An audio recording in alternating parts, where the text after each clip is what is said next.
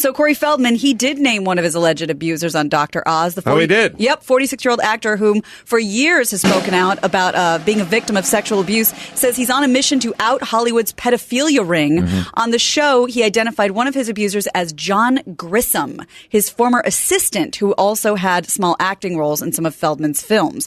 Feldman claims Grissom drugged him and touched him inappropriately.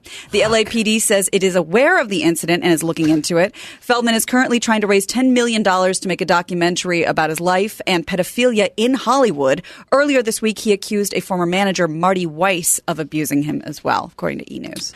Yeah, Corey's... I feel bad for Corey. Oh, listen. David Spay's like, your assistant touched you. Interesting. Yikes. Sounds rough. Cold cocked me in the face. Rough. Wow. Yeah.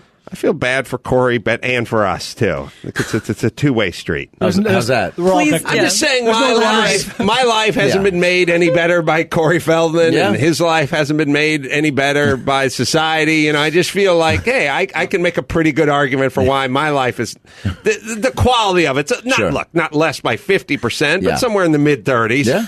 That's fair. He's just around every once in a while. He pops up with his band at a minor league ballpark. With the Angels. Yeah. Singing. And you go, oh, shit, Corey Feldman. Yeah, right. I've been forced to think about Corey Feldman a lot. Yeah. A lot in Over my a lot life. of years, Some would say too much. Some would say too much. And I would probably, I'd like to carve out a little more time for my kids or a Paul Newman race car, but instead, that slot is filled. Feldman. Corey Feldman. Yeah. So we're all struggling. Yeah. And he's not going to go away now because this is the hot he's right. topic. I think he'll raise that money, and who's going to? I want That's a good question.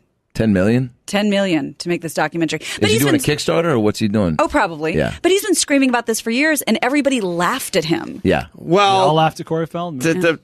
The problem is the way he presented himself for so long made everyone kind of go. It was actually sort of in a weird way, the antithesis of Michael Jackson. Like, Michael Jackson did so many weird things that we passed him off as just, okay, he's got kids sleeping in his secret room with the Jesus Jews. Like, okay, all right, he's a weirdo, So we just kind of brushed it off because it came in such a weird package. I know I mentioned this name before, but if the famous Joey Buttafuoco was like having a lot of kids sleep over at his house in Long Island and stuff like that, we'd immediately be outraged and onto it and whatever. Where's your Grammy to make this okay? Right. Right. So Corey Feldman, in a weird way, did what Michael Jackson did, which is I'm presenting myself in this such a weird fashion that everything that comes out of my mouth, we just kind of go, okay, all righty, there you go. He's the one guy, too, that said Michael just did not.